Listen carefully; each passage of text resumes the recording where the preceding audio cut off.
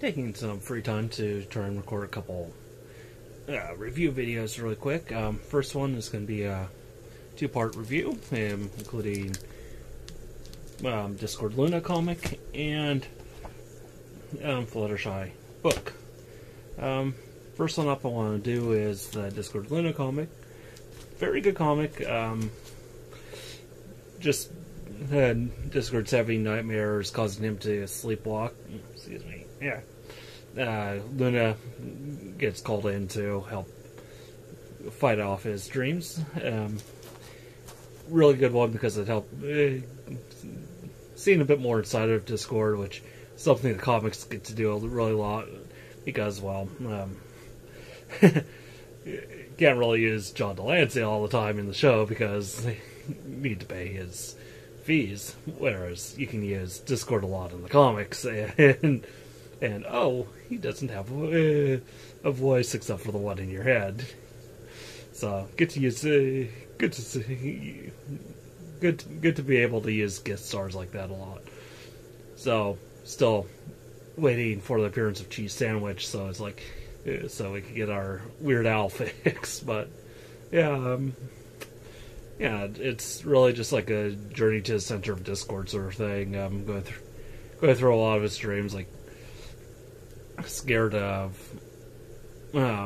business bunnies and having a job and all of that stuff. So it's like those are some of his things in his psyche. So it's funny stuff, and even seeing how he interacts with the others as according to his dreams, and it's still his normal trollish self with each of the other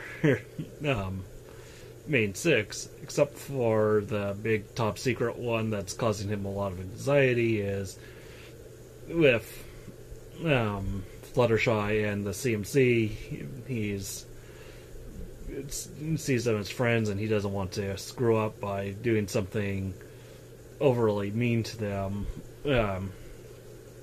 like he is bound to do with the others, because it's just like, he can screw around with them, and he knows that they'll still have the same relationship the next day. And it's a good, fun little story about Discord, learning about friendships and stuff, and in the end, getting a bit of one with Luna, so that's nice. Sort of makes me think, because you can use Discord a lot more in the comics, and he's been able to actually develop these relationships with other characters in the comics a lot easier. It causes some screw-ups with the show, because we recently had the episode of the bad one with Tree Hugger,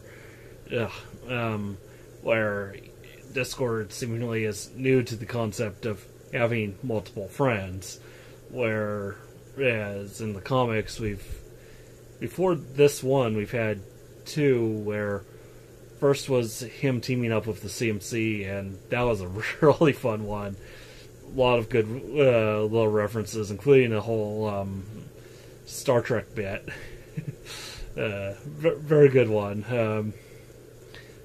This one had some other smaller references, TPS reports, if you remember Office Space, and then even ending with a bit of a Firefly reference. So that was really good, seeing Discord, Fluttershy, and CMC's all as Firefly characters. So yeah, that's cool stuff. So he's had that adventure with those three, and at the end he became an honorary CMC. I think it was even in a main series comic where the next part of that relationship was explored as him taking Fluttershy and CMC through time travel to see other like they wanted to see certain magic creatures and stuff, and just have a little adventure there. Doctor Who references about it in that, and even a Sailor Moon reference, which came out of nowhere. So, so yeah, comics were making Sailor Moon references way before the TV show was. Of course, in the comics, we already had all inner and outer Sailor Soldiers cameo by the end of the Nightmare Luna or Nightmare Rarity saga, but so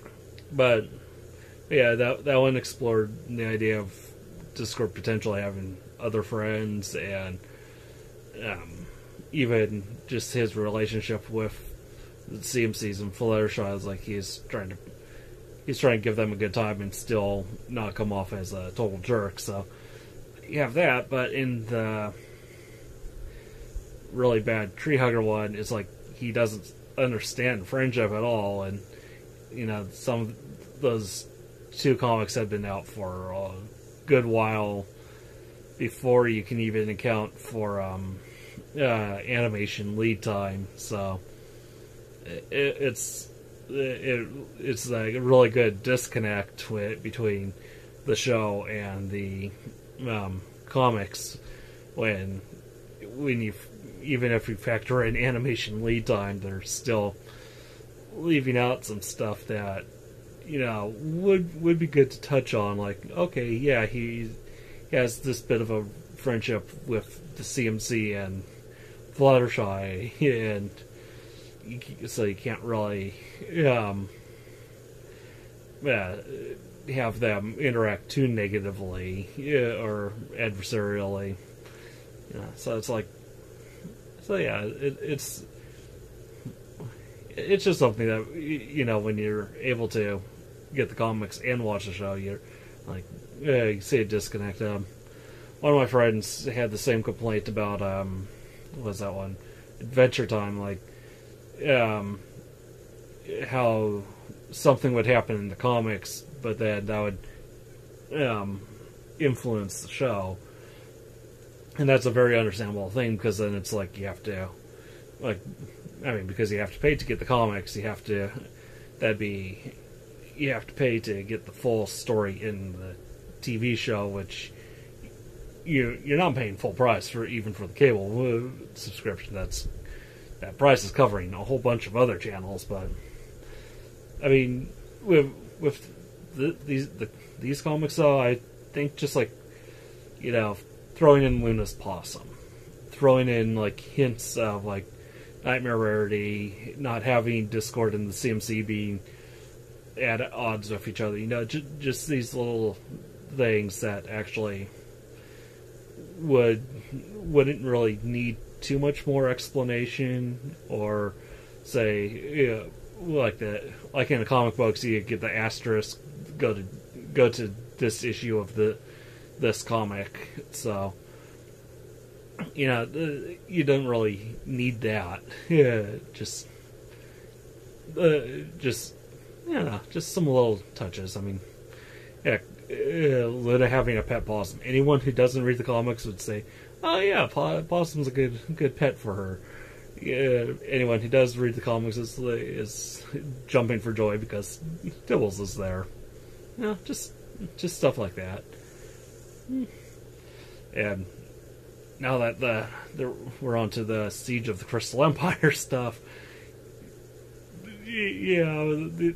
that would be really hard to incorporate into the show. So, yeah, especially with hints of the episode titled "One Where Pinky Knows" being something up of cadence. If I'm going to throw out the guess of pregnancy and say that means Cadence has written out the show for a year because they're going to accurately show her going through all of the stages of horse pregnancy. Seeing how we had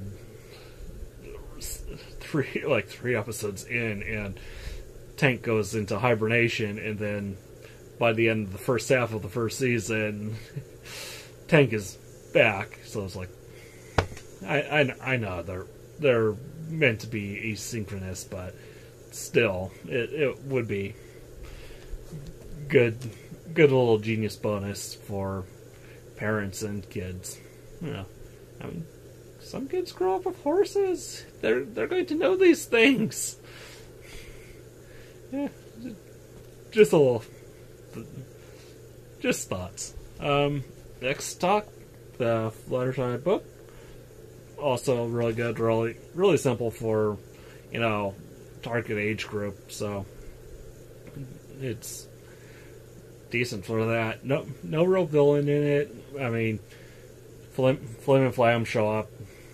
Nothing really bad happens with them except for them being a bit of jerks towards Angel Bunny, and it's like, okay, that makes them the heroes, obviously.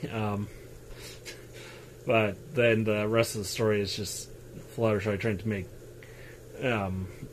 Angel feel better, and ends up them learning sheep herding together. Well, it's simple, fun little story. Some really bad puns. One thing that I really liked in it is the mention of Winnie Land, which was I think first chronologically seen in the Applejack and Rarity Friends Forever. At least the one in Applewood was seen, and them going very crazy fanboy over it. Well, fangirl, I should say. Get their genders right. And they mentioned the East Coast version of it, and it's like, yeah, okay, fine. Don't mention anything from the comics again. Jerks. So that was a bit of a high point for me, is that. And for some reason in it, Rainbow Dash and Lightning Dust were friends again. If that happened in the Rainbow Dash book, then news to me, but especially since Lightning Dust being used as Rainbow Dash's foil in the current comic arc, main series comic arc. But yeah, whatever. Yeah, like I said, simple story, enjoyable for what it is. Nothing really too sophisticated. So that's that. Those are the two micro quickie reviews of the two medias that I had.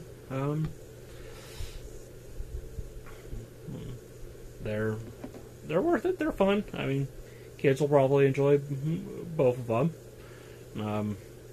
Older readers would definitely enjoy the comic a lot more, and definitely probably have a bit more of appreciation, especially when they hit the Firefly jokes. That was definitely one of the highlights, is the Firefly jokes.